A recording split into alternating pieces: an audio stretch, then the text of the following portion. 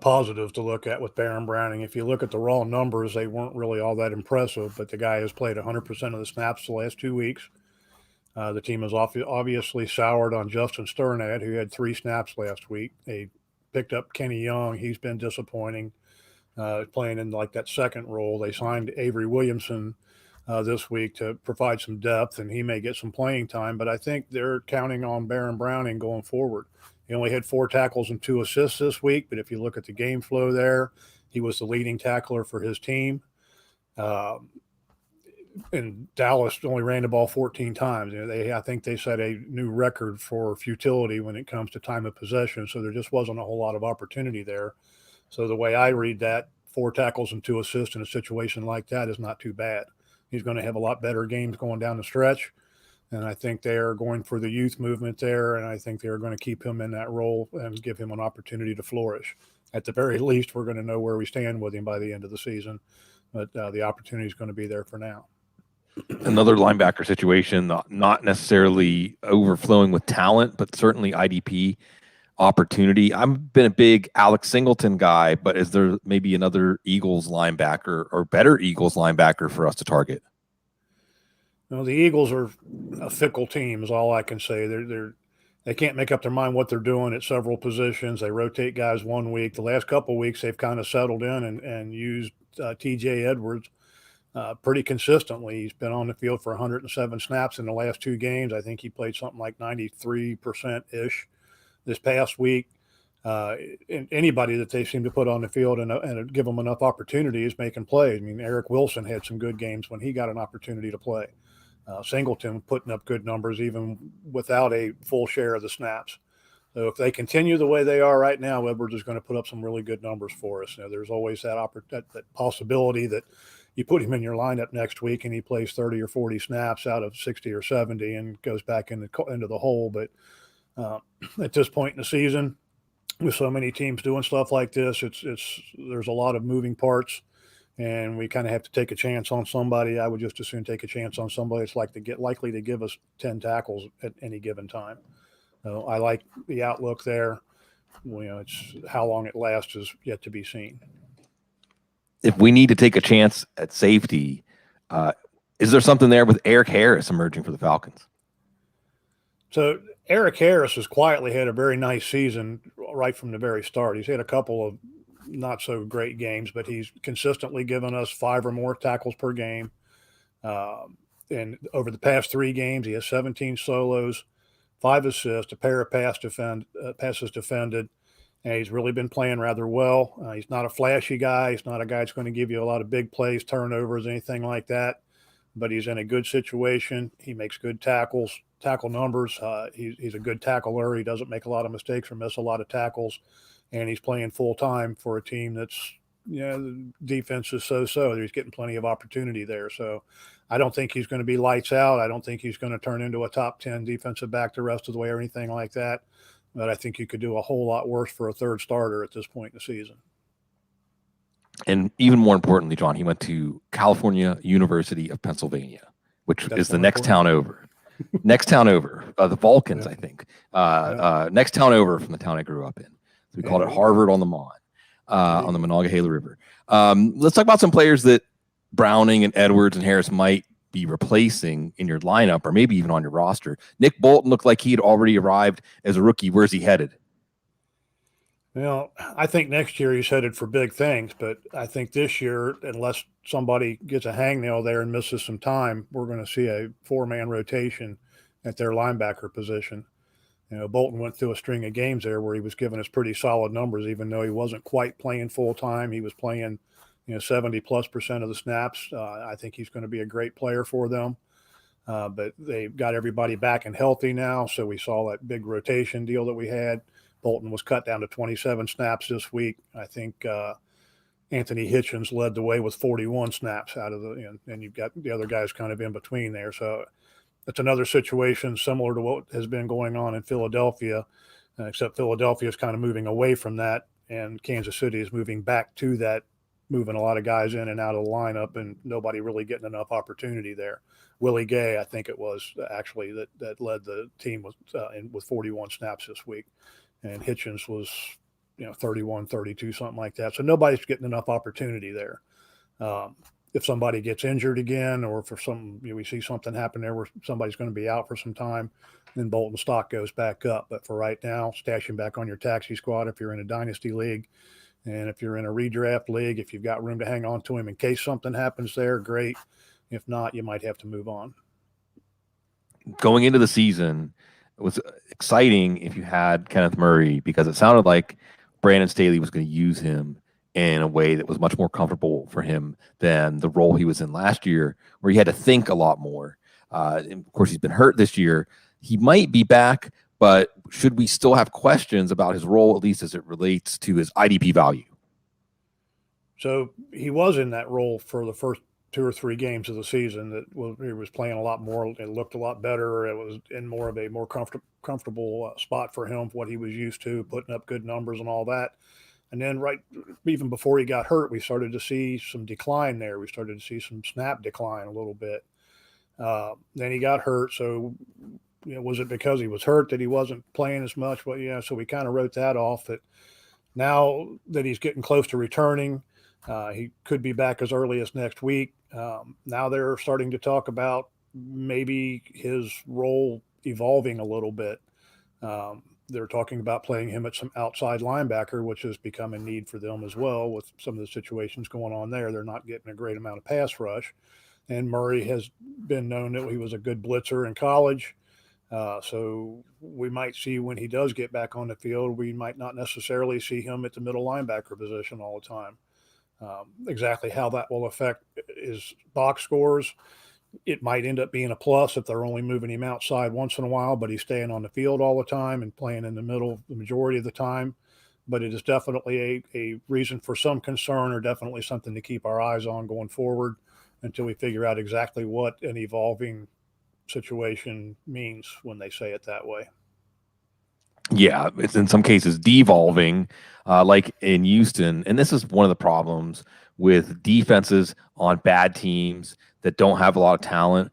And they're going to get a lot of opportunity, the defensive players, but also maybe the threshold is pretty low when a team decides to give someone else a chance. And we were looking at Lonnie Johnson, a failed corner, at least they drafted him as a corner, slot him in at safety, putting up numbers, but this is one of those situations where IDP numbers doesn't always equal the kind of performances that coaches are looking for.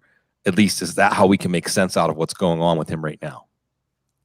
Yeah, unfortunately, when we're looking at players and watching them, at least myself, I tend to watch them a little differently than I would be as a coach. If the guy's making plays and putting up numbers and involved in a lot of the action, then to me it looks like he's playing well, he's doing good. But we don't really know exactly what his responsibilities are, what he's supposed to be doing. What you need to know more about the scheme and what he's supposed to be doing there to be able to say for sure from a NFL perspective whether he's actually playing that good. I thought Johnson looked pretty good. He made a good number of plays. He was involved in run support and so forth. He was a former second-round pick, so they've got an investment there, and they were trying to see if they could get something out of him. I think he was, eight tackles and 4 assists 2 weeks ago, and this week he was busted back down to the bench and only played a handful of snaps in the game. I think he had 1 tackle. So, like you said, you get teams that are on that lower end there. They start, especially this time of the season when they're pretty much out of the running, they're going to start moving guys in and out. They're especially new coaching staffs. They're trying to find out what they have, giving guys opportunity because they're in an evaluation process. Who they're going to keep, who they're going to move on from, what can they do with these guys? They're going to start throwing a lot of things out there. So, that's a risk that we're running with these type of guys. And it looks like he's on the outs at this point, and he had his chance at it. So I don't really see any reason for them to give him another opportunity going forward. At this point, it's time to cut that one loose and find a better use for your roster spot. Let's talk about another safety situation on a bad team and a bad defense. Although they beat the Bengals and the Titans, so maybe the Jets aren't that bad. Got to poke me there, don't you? Yeah. Well, no, it's the NFL this year. Look. This is what I said, John, on our show when it was 5-1 Bengals, number 1 seed in the AFC. That's the introduction to a horror movie. That's a horror movie trailer. You got that right. That's setting up something that is going to be horrifying. Marcus May probably played his last snap with the Jets.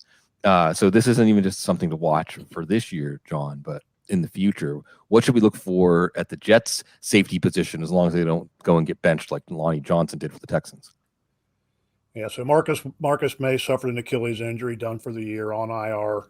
Chances are, like you said, he will not be back with the Jets. I think he's at the end of his contract or very near to it.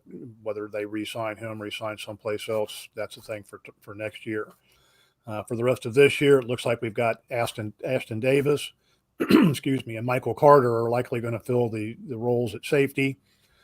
Davis had a big game this past week. You know, we've seen this for the last couple of years, 3 years, whatever, that when the Jets linebackers are struggling, which they are struggling at linebacker right now, the safeties put up big numbers. Marcus May was a guy that I was real high on going into this season because they were going to move him to strong safety. And when he played, he put up big numbers for us. With him gone, Davis is more of a natural strong safety. I see them sliding him into that role, which is what they did this past week. Michael Carter coming in, who's drafted to be like a slot corner. Looks like they're going to transfer him over to the free safety position going forward. So those are your two guys that are going to be in the backfield there. Davis is a guy that I think is definitely going to put up good numbers for the rest of this season. I'm not sold that he's going to be a long-term answer for them. I have some questions about his play on the field that showed up earlier in the year. He looked pretty good this last week, but previously there was some issues that he had at times. So we'll see how that is going forward, but I would definitely put Davis at the top of your pickup list this week if you need some help at safety position. If you miss out on Davis, Michael Carter might be a guy that you can slide in and pick up much cheaper that can do some damage for you as well. You can play both Michael Carters from the Jets, and maybe you have both Josh Allens in last week. That certainly if you had both Josh Allens in last week, you were good on one end and not so much on the other. Right. I mean, and both AJ Greens, well, the other AJ Green didn't play. Okay, pickups. The Jets safeties potentially pick up. What about Jeremiah Owusu-Koramoah? Designated return looked really good this year, but do you think there's a role potentially waiting for him that makes him worth picking up to see what happens? You know, it's hard to say what their plan is there. He was seeing a whole lot more playing time right before he was injured. I think he had actually slid into a full-time role there. And I said earlier in the season, I fully expect when everybody is healthy and going down the road and for the future, I expect us to see Owusu-Koramoah and Anthony Walker as the two full-time linebackers in Cleveland. So I don't know that he's going to get activated and play this week. If he does, there's a good chance he's not going to have his full role. But I think once he is back in, knocks the rust off, and gets through this first game healthy, I think we're going to see him back in a significant role the rest of the season. I also think that his production might bite in a little bit into Walker's production. Walker had a great game this past week. And I say we might see some of those numbers kind of even out between the two of them a little bit going forward. But I think both of these guys are definitely roster worthy and guys that you're going to consider starting every week here by week 11 or 12. The guru introduces us to the concept of ambulance chasing, as in don't chase ambulances, and that are 1 week results that may be a mirage. Now, I'm curious your thoughts here on Cameron Bynum in Minnesota, because this is often the recipe for one of those IDP pickups that makes your season, because they're free on the waiver wire and replacing a high value player in a high value situation and somehow harvest the value. That happened last week against the Ravens. What do you see for Bynum looking forward? Is this an ambulance, or is there value, a pot of gold at the end of the rainbow? Well, I'd like to say this is a guy that you can pick up and win your league with, but I strongly believe that he's headed back to the bench as soon as Harrison Smith is activated off the COVID list again. Bynum he's listed as a corner. I was looking in when I saw Harrison Smith, that late scratch put on COVID this week. I was looking to see who they were going to play, and I didn't even consider Bynum as a safety. So when I did my projections, I didn't even have him in my projections. And lo and behold, they slide him over to the strong safety spot. He gets in a situation against the Ravens where the Vikings defense faced 98 offensive snaps. So more than plenty of opportunity there. I mean, he played pretty well, 9 tackles, 3 assists, an interception, but this is not the long-term answer. It's not a guy that's in there for any reason other than Harrison Smith was not available for that game. If Smith was injured and was going to miss some time, then yeah, this would be the guy. But it's COVID. He missed last week. There's a possibility he might miss this week, but chances are he'll be back this week, and Bynum will be an afterthought. at least for one last thought, not an afterthought. What does Javon Kinlaw's injury mean for the value of the once useful and hence forgotten Eric Armstead? Well, once useful is kind of a play on emotions, maybe there. He was useful for 1 year, and this was a former first-round pick that has been a bust for the majority of his career as a defensive end. A couple years ago, he had a big season, and then the following year, he vanished again. So what's important here, he had 2 tackles, 8 assists, which is a strange number. We're seeing a lot of that with guys getting more assists than they are tackles this year. But 2 tackles, 8 assists, and a sack. The key that you need to know here is that in order to get him to do that, they shifted him inside. Injuries, they're short on the tackle position. They've got some guys that can play outside, so they elected to shift him to the inside. Him and DJ Jones lined up. Both of those guys put up good numbers this week. Unfortunately, he's still listed as a defensive end. If you could play him as a defensive tackle in tackle required leagues, he might be a golden pickup. As a defensive end, it was one good week. As we like to say, we've been saying for years, 1 week is a fluke, 2 weeks is you're starting to see something happen there. It's becoming a possibility of future value. So I hold the phone on him just a little bit. If you're hurting at that position, maybe slide him onto your roster and hang on to him for a week and see how that goes. But I'm not sure if this is a mirage or the beginning of something that might be useful to us. The guy's definitely got some talent. We know that defense is very good to its inside tackles. We've seen a lot of production from those positions over the years with DeForest Buckner and some other guys that have put up some good numbers in there. So the possibility is there. I think it's just a little too early to get excited yet. Yeah, you talk about the emotional pulling on the heartstrings there. It's because just for that brief moment, you had Buckner, Armstead, Ford, and Bosa, and that was the best defensive line in football. And we think a lot about Jimmy Garoppolo and his failings in the Super Bowl, and then his failings after, and why they haven't returned. But that defense has never returned to form. But we have a return to form every week here on the IDP Blitz, whether it's Matt Schauf or the Guru John Norton, and you can find all the Guru's work, the Eyes of the Guru, the defensive IDP projections as part of your Footballguys subscription. So if you're an IDP player and you're not subscribed, what are you doing? And of course, you can catch this every Wednesday afternoon on our YouTube channel, and now I believe in podcast form. So we appreciate the demand out there for more good IDP content, and you're going to get it always from Footballguys. We want to give you the best always because you're so classy.